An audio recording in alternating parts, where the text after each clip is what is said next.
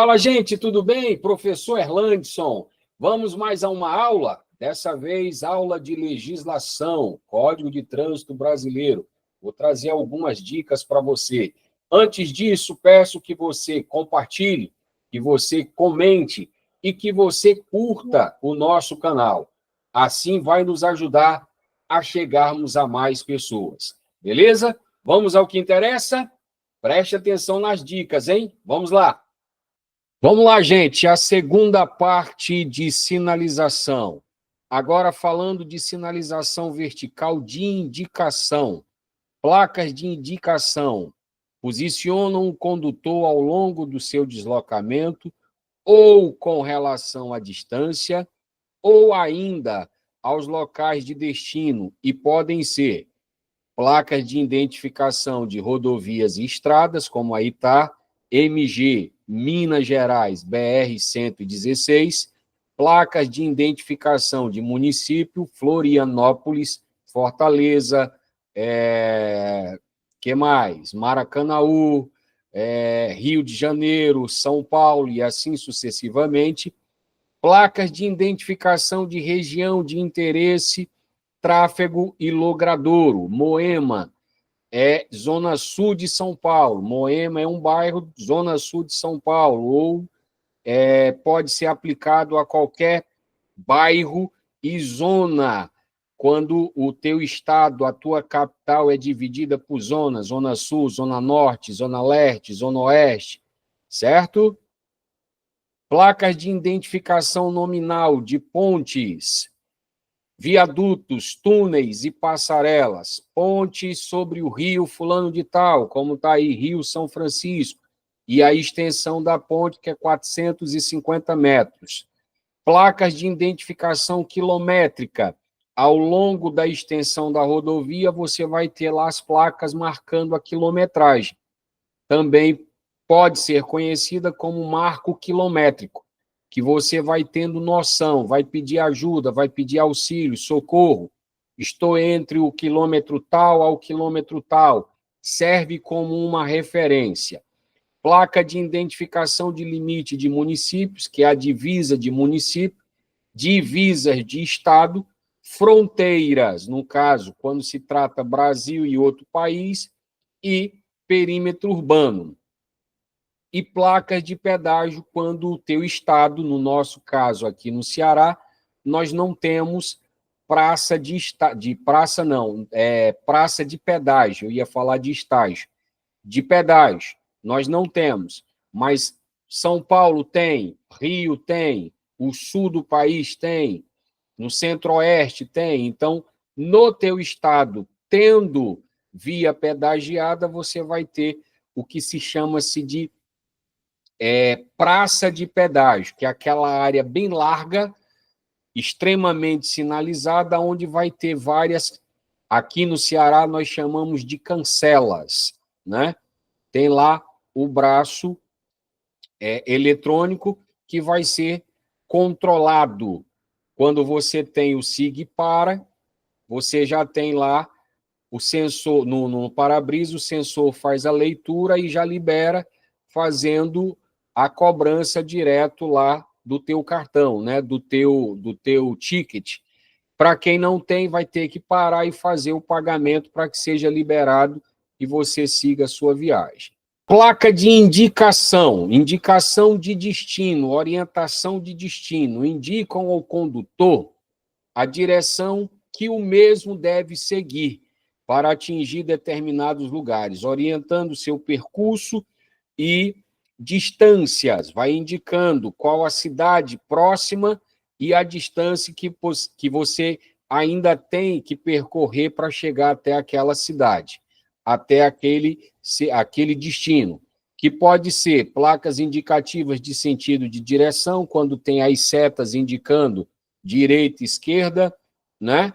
E as placas que indicam a distância, tantos quilômetros para chegar até, no caso, a Dutra, Vitória, 80 quilômetros, Guarapari, 125. Então, as placas, elas sempre vão estar te orientando quantos quilômetros faltam para você chegar até o seu destino e qual é a próxima cidade. para que você vá se orientando, até mesmo para você ter o controle.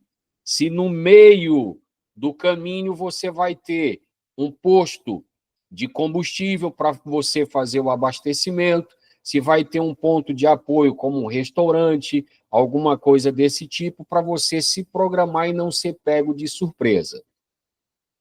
Placas educativas têm a função de educar os usuários da via quanto ao comportamento adequado e seguro no trânsito. Podem conter mensagens que reforcem normas gerais de circulação e conduta, como é o caso: o cadeirante utilizar passagem protegida, motociclista use sempre o capacete, pedestre use a passarela, não feche o cruzamento. Você vai ver essa placa no seu dia a dia? Dificilmente. Você vai ver muito essa sinalização ou esse tipo de sinalização em rodovias, tá? Que tem a intenção de te ajudar, de te educar, para que você não seja pego de surpresa e também não sofra as sanções que a lei traz consigo quando você descumpre a mesma. Placas de serviços auxiliares indicam aos usuários da via os locais onde os mesmos podem dispor dos serviços indicados, orientando sua direção ou identificando estes serviços, e podem ser.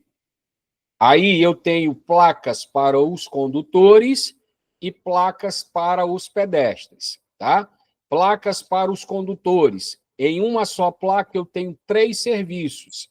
Então, a placa ela me indica que a 500 metros eu vou ter 3 serviços: abastecimento, restaurante e serviço mecânico. Nunca esqueça de aplicar a palavra serviço. Serviço de abastecimento, serviço de restaurante e serviço mecânico. E a placa para pedestre indica que a travessia está do lado direito, ou se a seta estiver para o lado esquerdo, indicando o lado esquerdo. Aí vem placas de atrativos turísticos, indicam aos usuários da via os locais onde os mesmos podem dispor de atrativos turísticos existentes, orientando sobre a direção ou identificando estes pontos de interesse. Podem ser placas de identificação do atrativo turístico: Praia de Pajuçara, Praça Fulano de Tal, Igreja Matriz, e assim sucessivamente. Placas indicativas de sentido de atrativo turístico: está me indicando que, para mim chegar à praça tal, eu tenho que ir para a minha direita, ou pela minha esquerda, ou eu tenho que ir reto. E a distância: placas indicativas de distância do atrativo turístico. Eu chego na cidade. Exemplo, cheguei numa cidade turística, né? E na cidade, assim que eu entro na cidade, eu já vejo uma placa me indicando um ponto turístico daquela cidade: o Farol, a Igreja Matriz, um mirante, isso, aquilo e aquilo outro. Então, cada ponto turístico desse vai ter uma indicação, que é uma placa me indicando que existe este ponto turístico ali, e para onde eu devo ir, a distância para mim chegar até aquele ponto. Então, essa é a finalidade das placas de atrativo turísticos, tá? Aí eu tenho o que se chama-se de sinalização regulamentar complementar. Entra como complemento. Exemplo: início e término de proibição de estacionamento. Isso vai se ter em determinados locais. O município, que é o órgão responsável por sinalizar as vias urbanas, vai limitar o local aonde não se deve estacionar. Então, ele coloca uma placa dizendo que a partir dali é o início da proibição, e lá na frente ele vai colocar outra placa dizendo, a engenharia vai colocar outra placa dizendo: aqui encerra a proibição. Então, fora desse perímetro, vai estar permitido ou não, dependendo da situação, tá? O estacionamento. Aí vem uma placa que me diz o seguinte: de segunda a sexta, de 7 às 10 da manhã, tem lá a proibição de fazer uma conversão à esquerda, porém, exceto para ônibus. Então, todo e qualquer coletivo, ônibus, vai poder, sim, fazer a manobra de conversão à esquerda. Somente os veículos não autorizados é que estão proibidos, tá? Aí vem a de estacionamento e o uso obrigatório de cartão. Aqui na nossa cidade, em Fortaleza, Ceará, é utilizado o título de Zona Azul. Inclusive, tem uma faixa azul bem no centro da placa. Como é que se funciona a questão do Zona Azul aqui em Fortaleza, Erlandes? Lembrando que nós estamos falando do Ceará, tá? Você que está assistindo de outro estado, talvez aí no teu estado não tenha essa mesma regra, ou pode até ter, mas de uma forma diferente. Como é que se funciona a Zona Azul aqui, que é o uso obrigatório de cartão? Você compra, tá? Você tem um aplicativo que você baixa, que é chamado de... o aplicativo você baixa pela Etufor, que é a que controla, junto ao município, que controla a regulamentação do estacionamento, tá? Quando se trata de estacionamento Zona Azul, você baixa e lá no próprio aplicativo você faz o registro da placa do seu veículo, o horário em que você está estacionando melhor, e o horário em que é permitido. Só é permitido 2 horas. Então, você chegou, estacionou, ficou 2 horas. 2 horas, deu 2 horas, você é obrigado a tirar o veículo. Por quê? Porque senão não é rotativo, tá? E o motivo pelo qual é exigido o uso de cartão é para que seja rotativo, até mesmo para dar oportunidade para outros condutores estacionarem, tá? É assim que funciona aqui no nosso estado. Então, você paga uma taxa, essa taxa é direto para o município e administra toda essa situação de estacionamento chamado Zona Azul. Área de pedestre, então é proibido circular veículos ali, por isso tem lá um traço proibindo. E a vaga especial para táxi. Somente taxistas podem fazer uso dessas vagas. E existe a sinalização de advertência, que entra também como complemento, em pontos específicos, certo? Você não vai ver esse tipo de sinalização de advertência no seu dia a dia, porque são em pontos específicos. Aí entra agora a sinalização horizontal. É o tipo de sinalização mais comum em todo o mundo, pois são os elementos e orientações pintados ou fixados nas vias, estradas ou ruas, avenidas, pontes e outros. É o que chamamos comumente de sinalização de chão, as demarcações de estacionamento e as faixas de pedestres são os tipos mais populares. A finalidade da sinalização horizontal é controlar o fluxo do trânsito, tanto nos fluxos que se permitam, quanto nas manobras, tá? A via é mão única ou é mão dupla? Por exemplo, as ultrapassagens que são permitidas ou que não são permitidas.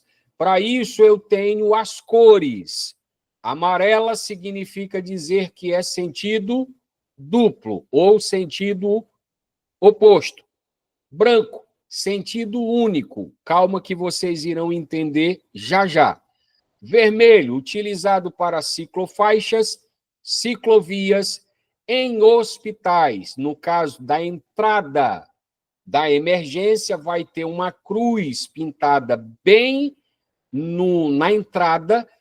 Isso quer dizer que só é permitido parar, desembarcar quem esteja necessitando de auxílio médico e eu retiro o veículo dali. Por quê? Porque ali não é para estacionar. Por isso é entrada de emergência, ambulâncias ou qualquer que seja a situação que requeira uma emergência. Então, eu vou parar, desembarquei, tirei o veículo e estacionei no local apropriado para tal. Azul, utilizado nas pinturas de símbolos de pessoas com necessidades especiais. Temos dois casos: o idoso, não é? E o cadeirante. E o preto serve para fazer o contraste, que é a manta asfáltica. Agora vocês irão entender, ó. Amarelo, veja que uma seta vai e volta. Branco, as setas todas estão no mesmo sentido. Azul, está lá o símbolo universal do cadeirante. Vermelho, um dos exemplos, a ciclovia, tá? Que é diferenciada da ciclofaixa. Ciclofaixa, eu estou dividindo espaço com os veículos, e a ciclovia é uma via própria, separada para tal. Tem um exemplo, quando a via é feita no concreto. Concreto é cinza, cor do cimento. Se eu pintar o branco, não vai ressair, mas se eu pintar uma faixa preta e abrir o branco ou o amarelo em cima, vai ficar visível. Por isso está ali o exemplo para você entender. E existe o exemplo do pronto-socorro, que tem a cruz, e o estacionamento quando se trata de farmácia. Também vai ser sinalizado com o vermelho. E o preto, como já colocamos, utilizado para fazer o contraste. Dispositivos de sinalização auxiliar aumentam a visibilidade dos sinais e chamam a atenção para obstáculos no local. São elementos aplicados ao pavimento da via, junto a ela, ou nos obstáculos próximos, de forma a tornar mais eficiente, tá? E segura a operação da via. Aí eu tenho os indicadores de alinhamento, os cones, os indicadores de perigo, o que se chama-se de gelo baiano, os cilindros, os tachões ou taxas e as barreiras móveis, que são os cavaletes, e, como eu falei anteriormente, a questão de pedágio. Aí é uma praça de pedágio. Veja que é toda ela sinalizada, indicando que você tem que seguir pela a sinalização que ali está. Sinalização luminosa. Também tem a finalidade de regulamentar e controlar o fluxo de veículos em cruzamentos e ruas com travessias de pedestres.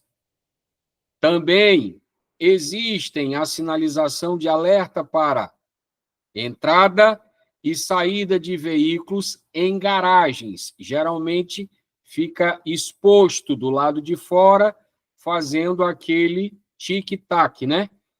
A sinalização lá, sempre chamando a atenção. Aí vem garagens, estacionamentos e avisos luminosos para canteiros de obras. Vimos aqui 5 tipos de sinalização viária. O sexto é o que vamos abordar neste artigo: os dispositivos auxiliares de sinalização semafórica. Todos esses são sinais semafóricos, também luminosos. Sinais para veículos, controlar a ida e a vinda dos veículos, controlar os pedestres, ciclistas e sinalizar a questão de trechos que estejam se passando por obras, que tenham que haver um desvio, e em algumas situações, existem os painéis luminosos, que vão indicar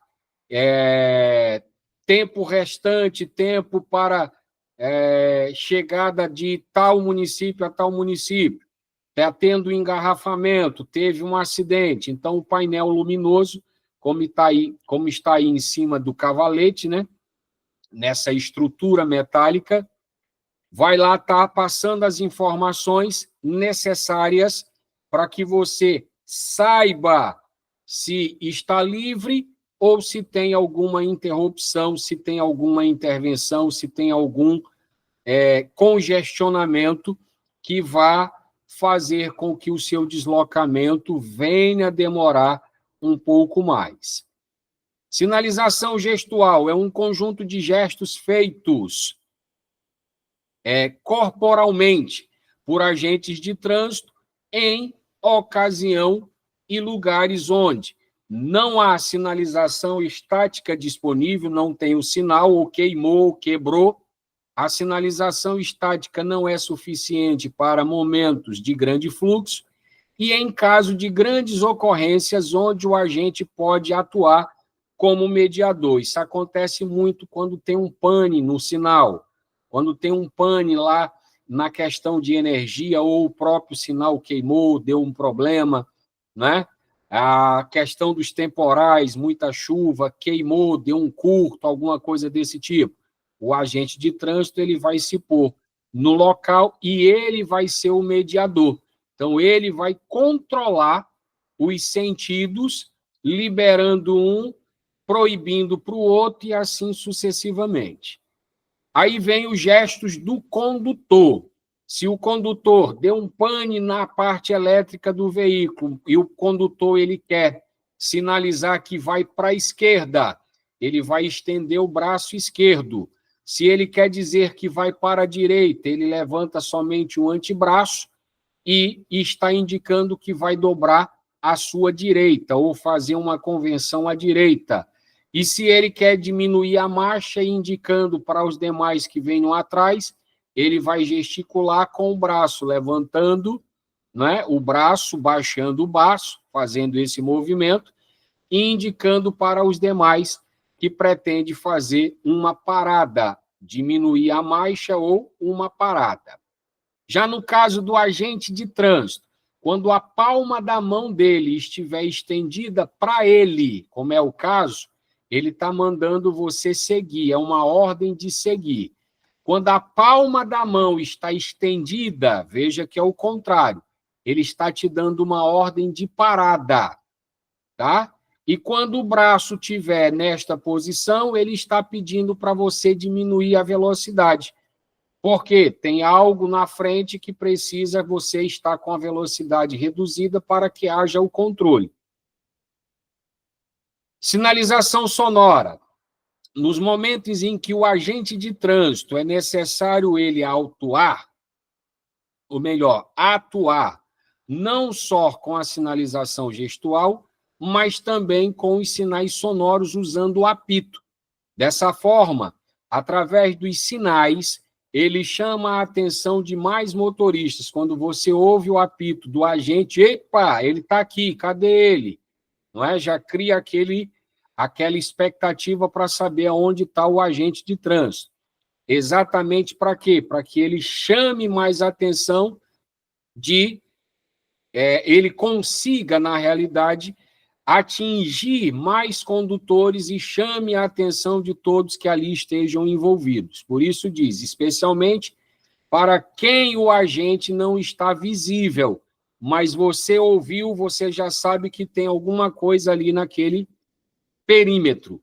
Então, 1 silvio curto, siga. 2 silvios curtos, pare. 1 silvio longo, reduz a velocidade. Aí aqui você tem a aplicação. 1 silvio breve, siga. 2 silvios breves, pare. E 1 silvio longo, diminua a marcha. Sinalização de obras. Você vai ver isso em todo local? Não. Somente em pontos específicos que estejam se passando por obras. Tá? Por isso que ela é alaranjada, amarronzada. Eu coloquei 2 placas de cores amarelas para você ter o contraste do que se trata de uma placa de advertência que você vai ver no seu cotidiano e uma placa que está sinalizando um trecho que está se passando por obras.